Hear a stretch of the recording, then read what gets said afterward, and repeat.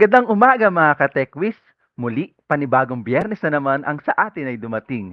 Panibagong araw upang dumanas ng pagkatuto at panibagong araw upang tumuklas ng panibagong kakayahan. Kaya handa na ba kayo? Ayan, kung handa na kayo, pwede kayo mag-comment sa ating comment box na kayo ay handang-handa na. Ayan. So, muli welcome po sa ating Itulay online tutorial. Yan. Hiling ko po na kayo ay nasa maayos na kalagayan, ang ating mga taga-subaybay, unang-una ang ating mga mag-aaral, ang ating mga kapwa-guro, gayon din ang mga magulang at other stakeholders. Magandang umaga po sa inyong lahat. So, let me share my screen po. Ayan.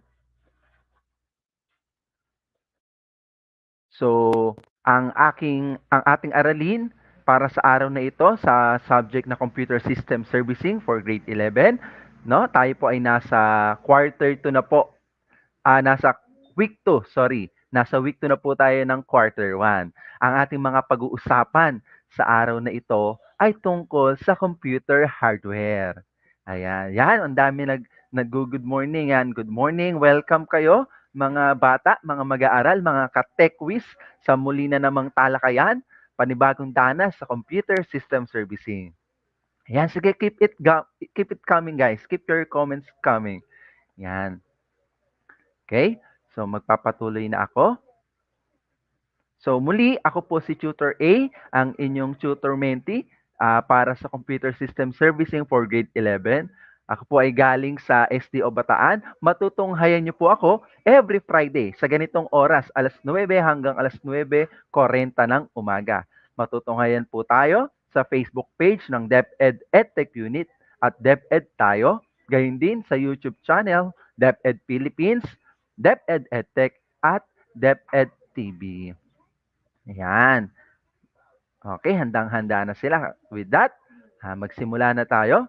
So for this quarter 1, week 2, no, ang i-expect natin sa mga susubaybay sa atin dito is you are going to identify the common hardware components of a computer system unit. Yan. So dito kasi mas maipapaliwanag natin at lubos sa mauunawaan ang iba't ibang tinatawag nating major component or hardware parts ng isang computer system. Okay, kasi hanggang sa ngayon may mga kalituhan pa rin. Bakit? Kasi may mga eksaktong mga technical terminology tayong na-encounter which is somehow kaiba sa mga tinatawag natin mga slang term na ating nakagisnan, di po ba? So dito, malalaman natin ano yung mga tamang tawag, no? Pero yung mga slang term, di naman na natin inaalis yun. Bakit? Kasi dun natin mas nauunawaan yung isang bagay. Subalit, importante pa rin na malaman natin yung technical na tawag sa mga component sa isang computer system. Okay? Ayan. So, walang bibitiw. Tutok lang kayo. Okay?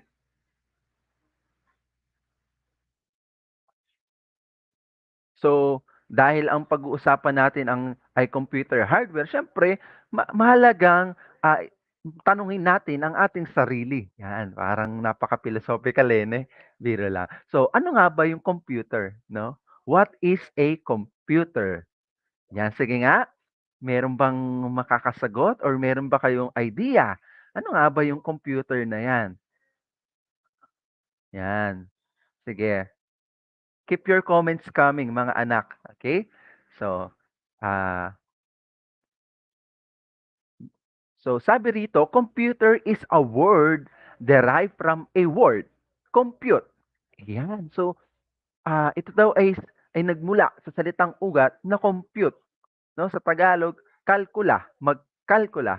Di ba? Computer, nagko-compute, which means to calculate. So in simple words, you can say that a computer is an electronic device which is used for fast calculation. Okay?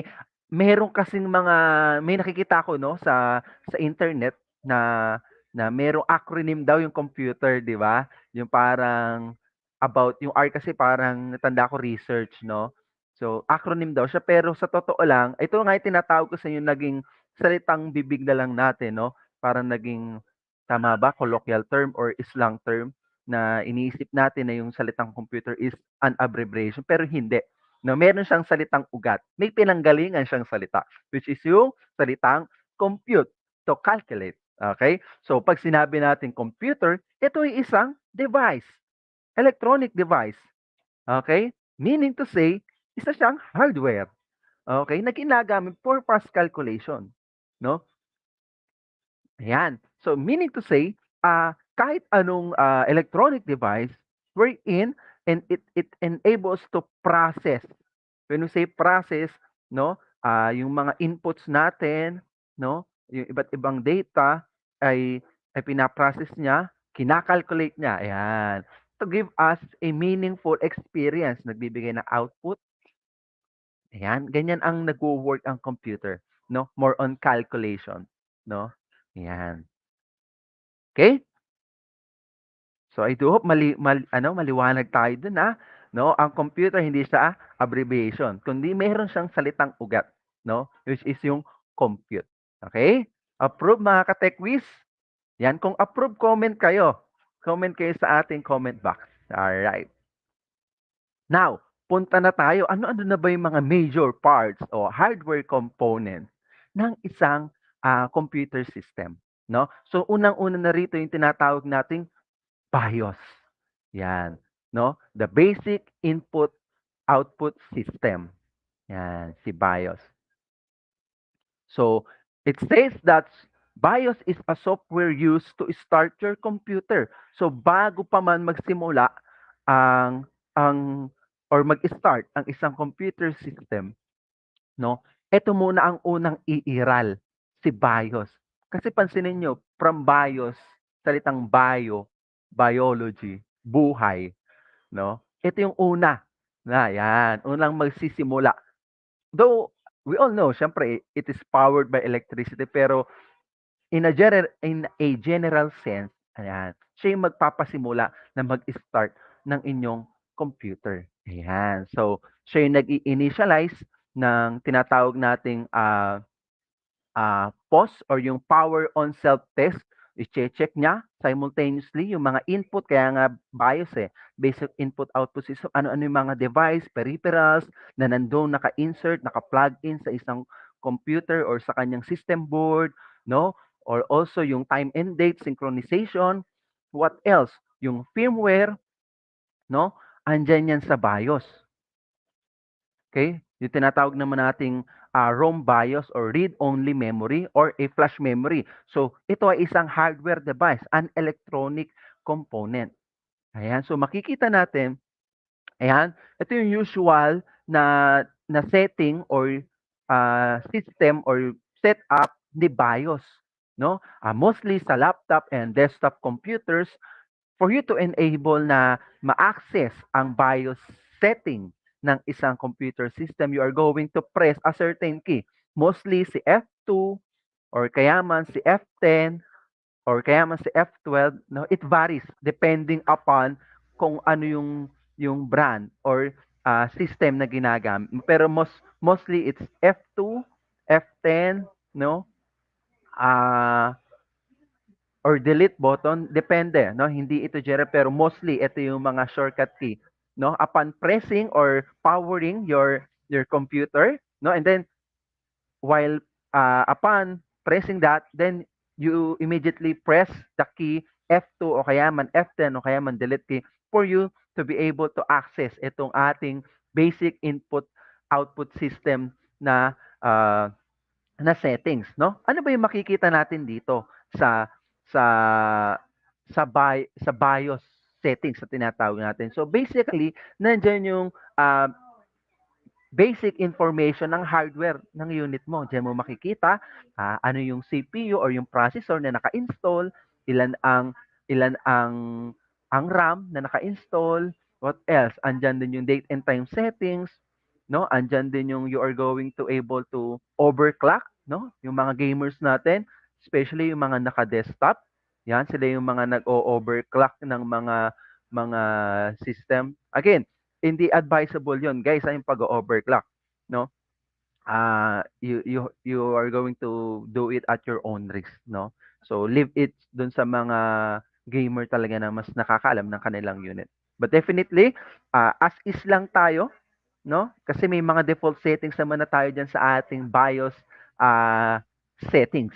Okay? Nandiyan din yung mga boot setup natin. Okay? And also, sabi nga, that is the application, a software, no? That are going to start your computer. Next is also it's a hardware wherein this specific BIOS setting resides. Ayan. So, sa desktop, mostly ganito ang itsura ng BIOS chip. Okay? And sa laptops, ito naman, mga 6-pin na mga tinatawag yan na ano SOP8. No? 8 kasi yung paa niya. Yan. So, ito, bigyan ko kayo ng idea. Okay? Medyo kuha tayo ng konting troubleshooting technique. Okay, ganito. Pansinin nyo, kung kayo ay may mga laptop or or even desktop, then may makakilala kayo, teacher nyo, tita nyo, no? Kaibigan, no? Na may laptop. Then meron silang error na experience, no? Nagpa-power yung laptop, even yung desktop, nagpa-power, sir. Umiikot yung fan, no? Umiilaw pa nga yung ano ko yung RGB fan, ayan, no? Pero sir, ba't walang display? Ayan, ganun din sa laptop ko, sir. Wala pong display. Papalitan po ba yung screen? No? Ayan. Sa desktop, ganun din. No? Most probably, no? Ang nagiging issue ng mga unit na may power, ayan ito with power but no display, number one cause nito is yung corrupted BIOS firmware. Yan, ito yung mga nakikita nyong mga chip na yan. Diyan kasi nakareside yung firmware. So, nako-corrupt yan ng mga ano yan, mga flash memory. Okay? So, ang ginagawa diyan, nire-reprogram yan, nire-reflash. So, ginagamitan ng sophisticated na programming reprogrammer tool, no? And then also yung sophisticated procedure niya. So, ayan, bigyan ko yung idea with power but no display. Nilinis ko na po yung RAM, chinek ko na po yung cable connections, etc., etc., pero ganun pa rin, sir. Most probably, this is because of BIOS firmware is corrupted. So, ang gagawin dyan, kailangan i-reflash or i-reprogram. Ayan. So, sa amin, sa school, tinuturo ko rin yan, no? Yung pagre-reprog. But sadly, dahil nga sa naging pandemic, no? More on online, syempre, mahirap naman kung i-conduct natin online ng pagte-train kasi napaka-detalyado ng procedure sa pag-reprogram ng mga BIOS. Yan. I do hope nabigyan ko kayo ng idea. Okay? Yung iba kasi sinasabi, ay, ma'am, sir, palit board na po tayo. Which is hindi. No? Usually, ang mga unit na with power but no display, it is due because of corrupted BIOS firmware. Kasi nga, di ba, ang sabi kanina, ano ba yung purpose ni BIOS? It is a software used to start your computer. No? Siya yung nag-perform ng power on self-test. Check niya kung okay pa, yung input-output system natin, si CPU, siya yung mag-i-installation yan. And then after nun, pupunta na siya, hahanapin niya na yung boot sector para na nandun naka-reside sa ating storage device kung saan naka-install yung OS natin para mag-boot up na yung ating system. No? Ganun pa. Again, itong discussion na to, i-detalye pa natin sa susunod nating session. Kaya tutok kayo. No? Huwag kayong bibitiw. Laging tumutok sa Itulay Online Learning Session.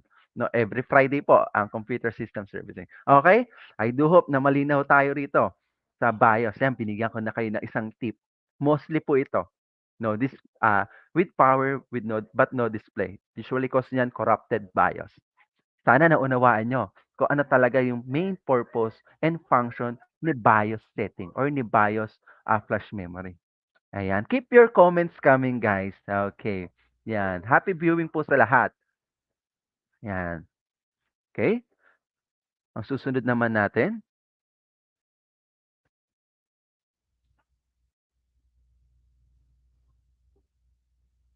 By the way, itong content na to nakuha ko po sa site ni Professor Messer.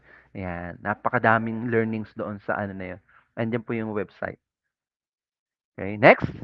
So meron tayong ah BIOS component, no? It's a hardware. Sunod naman, meron tayong motherboard. Ayan. Ba't ba tinawag siya motherboard? May idea ba kayo, guys?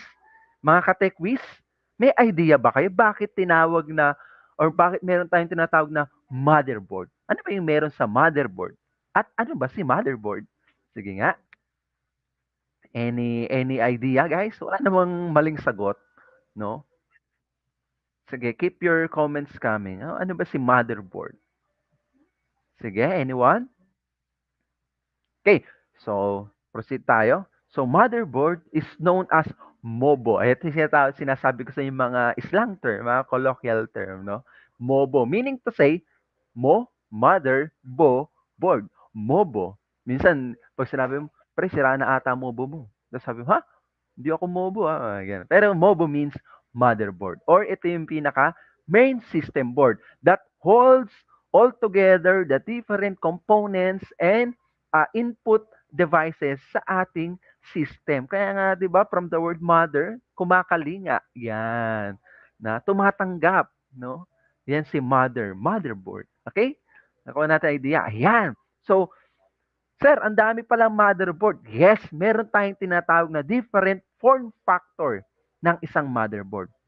Again, yung dinidiscuss natin, no, mga ka-tech quiz, ito yung mga napansin ko na gamitin, no, na mga words, no, sa larangan natin dito sa computer system servicing, no? So una, meron tayong tinatawag na standard ATX, no? Yan, ano ba yung size niyan, Sir Tutor A? Yan, ang size ng isang standard ATX motherboard ay 12 by 9.6 inches. Ayan. Yan. Bakit mahalagang malaman natin, no, na yung mga form factor ng ating mga motherboard? Siyempre, number one, yung mga nagbi-build dyan, kailangan familiar ka kung ano ba yung ilalagay mong motherboard para ma-identify mo anong klase ng casing yung bibili, yung mga tempered glass, yung mga umiilaw. Ayan, di ba? So, susunod natin, yung micro ATX o yung ang size niya is 9.6 by 9.6 inches. So, ito yung standard ATX at yung micro ATX, ito yung commonly used, no, nowadays sa mga tower case system unit, no? Yung mga naka-tempered glass diyan ng mga gamer, ayan, no? Mostly sa computer shop. Ito yung mga mostly widely used form factor or type of motherboard, no? Si standard ATX saka si micro ATX. Yan. Welcome sa ating mga viewers, mga ka-tech quiz. Ayan. Thank you for viewing and streaming. Susunod naman natin, meron tayong mini ITX. No, ano ba ang size ng mini ITX? No, 5.9 by 5.9 inches. Yan. Next, meron din tayong nano ITX, 4.7 by 4.7 inches, and we also have 3.9 by 2.8 inches. Yan. So mostly, itong mula kay mini, nano, pico, sila yung ginagamit or makikita natin dito sa mga tinatawag nating thin client. Ano yung thin client, sir? Kung mapapansin nyo, mapupunta kayo sa mga convenience store or rather, sa mga malls, no, doon sa kanilang cashier counter, no, yung point of sale na counter nila. 'Di ba gumagamit sila ng mga computer, no? Makikita mo ka touch screen pa eh, lalo sa fast food, 'di ba? Sabi mo, saan kaya yung tinatype nila? Nasaan kaya yung CPU nun? Actually, naka-built-in na yon. No, nandun lang yun sa likod. So, maliit yung board niya. So, mostly itong mini ITX, nano ITX, mga Pico ITX na motherboard, doon mostly ginagamit. Okay? Gets po? Kasi maliit sila. Okay po? Ayan. So, okay po tayo. So, these are the no form factors of mother. Actually, ang dami niyan, guys. Pero mostly, ito yung in general sense. Ito. Ito yung widely used. And also, ang commonly used naman sa sa market, especially sa mga personal computers, no, is yung standard ATX at micro ATX. Ayan. Okay? So I do hope nagkaroon tayo ng idea, ha? Para 'pag magbi-build kayo 'no, gusto niyong mag-build ng sarili niyong PC, alam niyo mga specification ng motherboard na kailangan niyong bilhin, okay? So okay ba tayo dun mga ka-techmies? Alright. Keep your insights, your suggestion, or anything that goes in your mind, put it on our comment box. Okay mga ka-techmies? Yan, sige. Sunod, yan ito yung mga laging, ah sikat pagdating sa mga electronic device, mapa-laptop, desktop, smartphone or tablets, yan, si RAM. Yan, si Random Access Memory. Yan. Ito, bigyan ko kayo ng idea, lalo sa cellphone. Kasi lagi tayo after doon sa specification eh. No? Mostly, instead of saying, asking, for example, may nakita kang for sale na unit or mapa-laptop man yan or cellphone, especially cellphone, natatanong mo agad, ilan po yung RAM niya? Ilan po yung storage capacity? Magugulat, sasagutin ka niya, 464. Ha? Ano yung 464? Ayan. Ito yung typical, no, na naging ano, na naging kultura na sa larangan ng mga technological devices, no, mga ka-techwiz, no? Una, yung sinabi niyang 4, it stands for RAM or random access memory, lalo sa mga cellphone. Okay? So, 4 yon, 4 gig na RAM. Then, yung susunod na 64, that is the storage capacity naman, the internal storage capacity ng smartphone. Okay? So, sa laptop, ganun din. 8, 8128, 1 tera. Na mean kasi 8 gigabytes yung RAM and then yung kanyang storage capacity is 1 terabytes. Okay? Karon ka idea. So, ganun yun. Okay? So, RAM. Ano ba si RAM? Yan.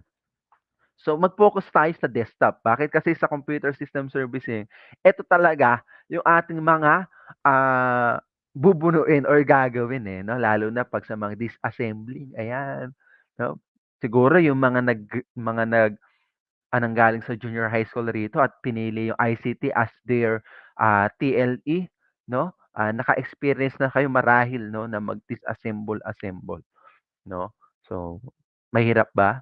Yan, madali lang, 'di ba? Ayan. So, unang-una, itong, RAM na ito, again, desktop tayo, desktop yung focus natin ngayon. Ito yung tinatawag nating DDR1.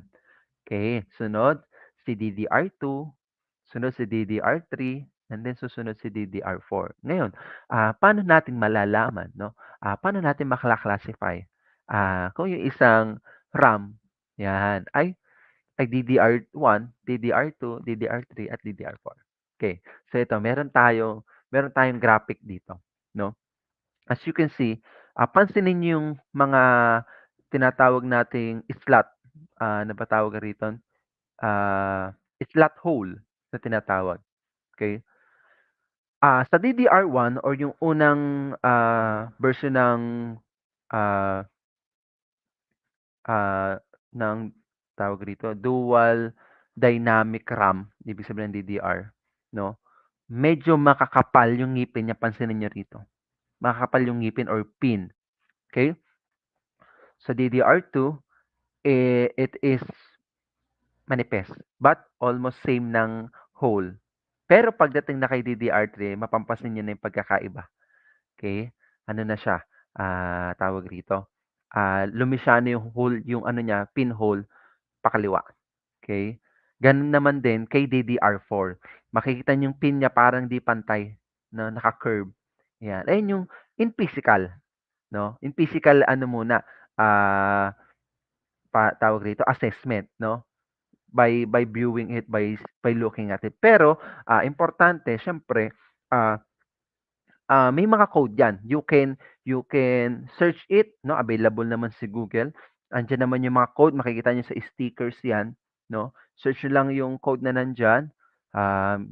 Usually nandiyan PC3L, 1600 MHz. Ano ibig sabihin nun, no? Yun yung megahertz niya, yung kanyang frequency. Okay, again, si RAM kasi nakadepende rin kung anong klase ng CPU or processor yung naka-install sa ano mo, sa sa board mo or sa motherboard. Kaya importanteng magbasa, importanteng magsaliksik, guys, no? Unang-una, syempre, para makatipid tayo, unang-una sa oras at makatipid tayo sa gastos. Ugaliing magsaliksik. Bakit? Kasi nandun yung pagkatuto, yung pagkasimula ng pagkatuto. Kasi nag-explore ka, na nagiging proactive learner ka, no? Na nagkakaroon ka ng initiative na mag-research, you do some research muna. And then, kung di ka satisfy, dun ka ayun yung time na magte-turn in ka sa mga expert, especially sa teacher mo, no? Para mas malinawan ka pa sa katanungan mo. Okay? So I do hope nagkaroon tayo ng idea kay RAM. Okay? And also, another thing, ayan, troubleshoot tip. Ayan. Yung sabi ko nga kanina, no?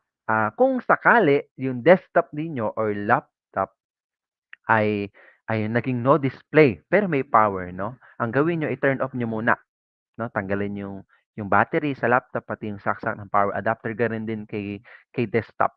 Okay? Just do it carefully and properly.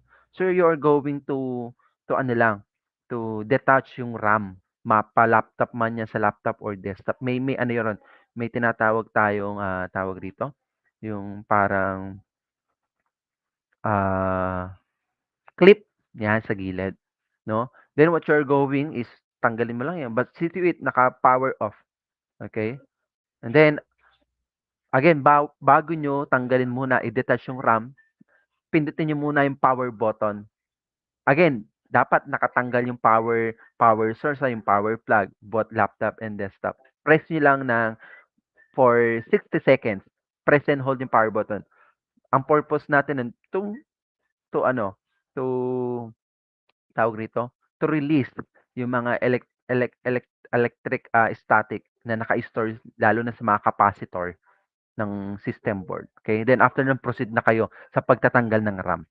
After that, kuha kayo so kukunin yung RAM, yung pin niya, kasi sobrang tagal, syempre nagpo-produce ng init yung system natin. Nagkakaroon ng ano yan, ng heat dissipation sa ngipin. Kaya papansin para may alikabok. Okay? So lilinisin niyo yan. No, panlilinis natin, kung meron kayong pambura, yung sa eraser ng pencil, burahin niyo yung both sides ng ngipin ng RAM. No? Kung walang available na pambura, hanap ka ng papel. Yan, yung papel, ano mo lang siya, ah, i ikakapit mo, yayakap dun sa pin and then linisin mo lang pabalik-balik hanggang sa matanggal yung alikabok, yung naging clog doon sa pinakangipin or pins ng ating memory. Ayun yung mga basic troubleshoot, okay? Again, you can do it just carefully and properly. Okay, basta sundin niyo yung mga nabanggit kong, ah, tawag dito, tips. Okay po, puwede niyo naman sundan, balikan itong ano natin, itong live session, okay? Naka-record naman 'to kay Facebook. Okay, so ayun yung mga basic ha, para at least magkaroon kayo ng knowledge. Importante meron tayong kaalaman, okay? Siyempre nakatipid na tayo ng oras, nakatipid pa tayo ng ng budget, 'no? Again, you have to do it carefully and properly, 'no? It's in your own discretion. Kung kumpiyansa kayong i-perform, go. Kung hindi, ah, pumunta sa pinakamalapit na computer technician para kayo ay matulungan. Okay? Okay? Next, meron tayong RAM. And of course, meron tayong tinatawag mga PC expansion cards. Ano ba yung PC expansion cards? Again, ang focus natin is desktop board. So ito yung mga PC expansion card, no? Yung mga PCI, PCI Express, no? Ayan, PCI Express 16. Ayan. Yan. Ano ba yung nilalagay natin dyan? Halimbawa, kung gusto natin mag-add ng mas maraming USB port o kaya man ng network card, so dyan natin inilalagay sa mga PCI expansion cards. Okay? Yan.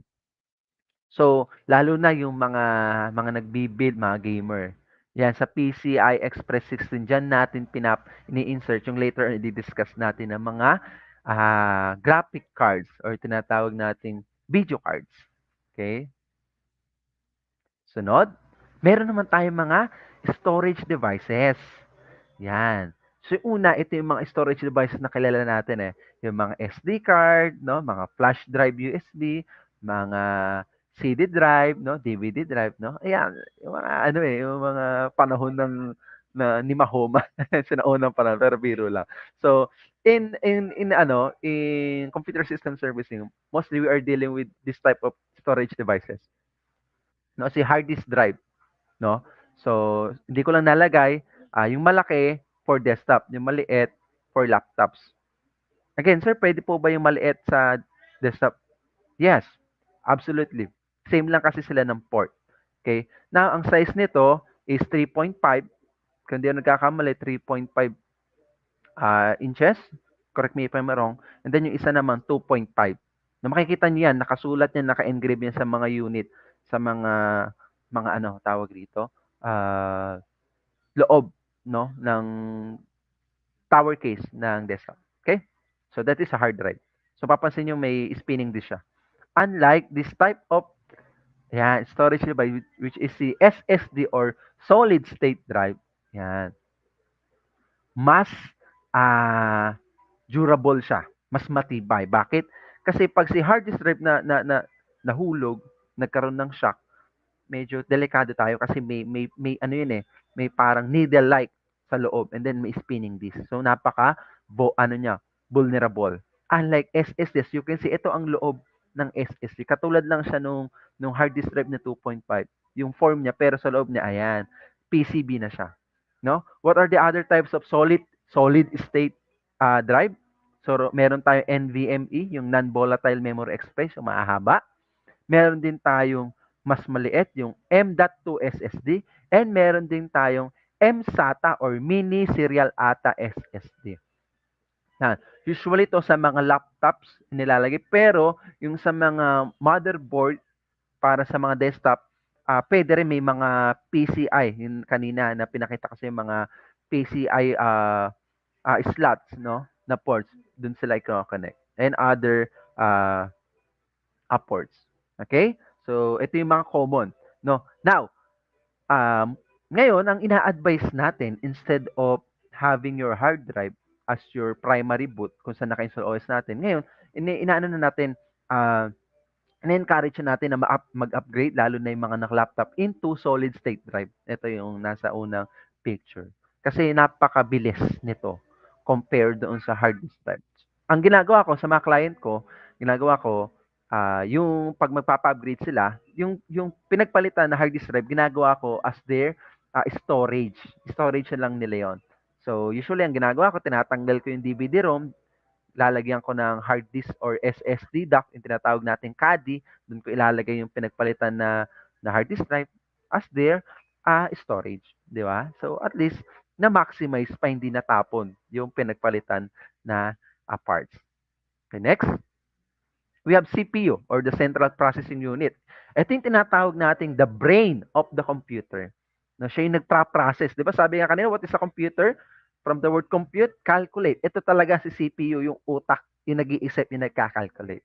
No? So, magkakaroon tayo ng detailed ano rin dyan, discussion kay CPU. Ayan, maraming types ng CPU, yung mga Intel, yung mga i-series, and we have also mga Ryzen and other brands of CPU.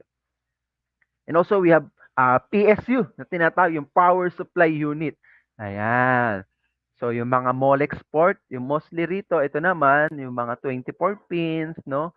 Ah, na power port para sa PSU. Ito yung nagpa-power, no? Ang lumalabas diyan, huwag kayong matakot, DC na yan, hindi na yan nakakakuryente. Ang nakakuryente yung nandito sa input niya, yung power cord, yung AC na manggagaling sa ating power outlet. Okay? Yeah, meron naman tayong GPU or yung Graphic Processing Unit. Ayan. So sa mga desktop, ito yung uri ng video card na tinatawag. Pero definitely yung mga ano natin naman, yung mga desktop motherboard or laptop, may mga built-in na graphics na yung tinatawag nating integrated graphic unit or graphic processing unit. Okay, ito yung mga chip type. Yan, usually NVIDIA, no? Ayan yung mostly na mga graphic chipset na naka-soldered mount sa ating mga system board. Okay, kaya sir, paano yun? Wala akong dedicated, ay, wala akong separate na video card, it's okay. Kasi may integrated video card naman ang ating mga system. Okay? So, I hope malinaw yon. Sunod.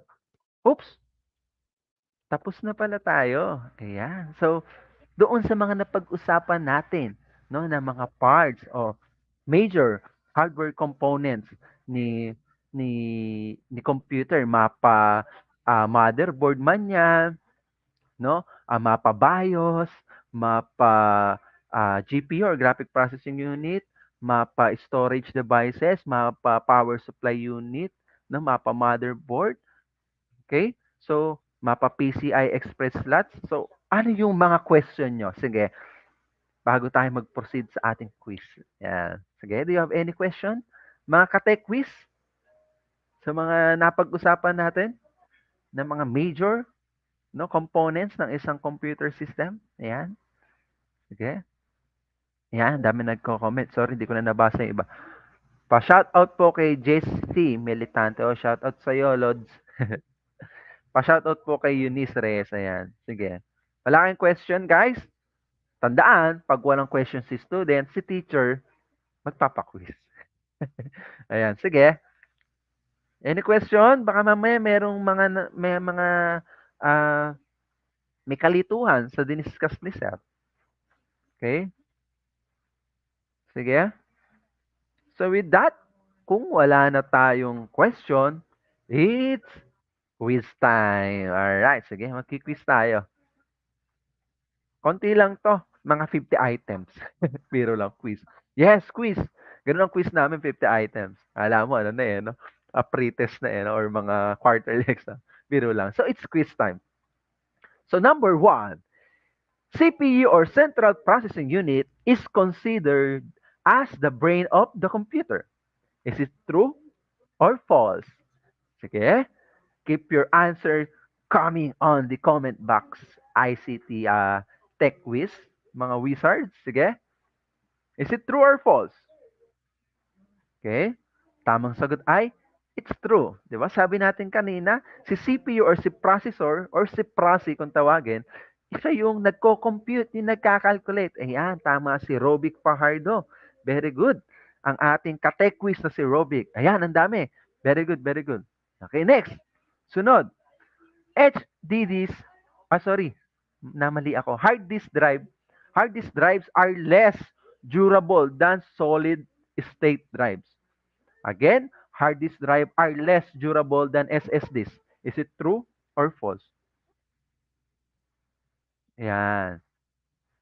Okay, it's true, di ba? Sabi natin, dahil nga, si hard disk drive, meron pa, gumagamit pa siya ng spinning disk at yung pinaka-needle na napaka-vulnerable kapag nahulog, no? Posibleng magkaroon ng problema ang workability ng ating hard disk drive. Kaya we all encourage na mag-upgrade into solid state drive. Okay? Galing, ang galing ng mga ka-tech quiz. No? Less durable kasi hindi naman siya talaga ganun katibay unlike SSD, di ba? Yung pinaliwanag ko. Next, pangatlo. BIOS stands for Basic Input Output System. Is it true or false? Na? Ano ba ibig sabihin ng BIOS? No, Basic Input Output System nga ba? Tama. Ang galing ni Jessie. It is true. BIOS stands for Basic Input Output System. Okay. Ayan. So, next, what are the two commonly used form factor of a motherboard? No? Oops. Na ano ko na, na-spill ko na yung una. Sige, ano pa yung pangalawa? Sorry, na-spill ko. What are the two commonly used form factor of motherboards? Yung type ng motherboard na widely used in commercial use.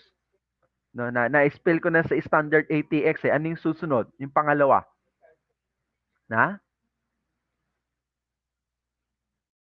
Okay, ang pangalawa si Micro ATX. Ayan. No, isang 12 by 9.6 at si Micro ATX naman is 9.6 by 9.6 yung kanyang inches or yung kanyang dimension, yung sukat niya. Okay? Sunod, what is the dimension of the Micro ATX motherboard? Again, what is the dimension of micro ATX motherboard? A, 12 by 9.6 inches. B, 9.6 by 9.6 inches. C, 5.9 by 5.9 inches. Or D, 3.9 by 2.8 inches. Na? Ano daw yung dimension or size ng isang micro ATX motherboard? Hmm? Okay, keep your answer. Okay, very good. It is B. Again, micro ATX tayo ha. Ang sukat niya is 9.6 by 9.6 inches. Yan, very good. Ayan. So, muli, nakatapos na naman tayo ng isang biyernes. Naway nakadanas tayo ng karunungan at kaalaman, mga ka-tech-quiz. Muli, kami ang inyong tutor sa Senior High School Information and Communications Technology.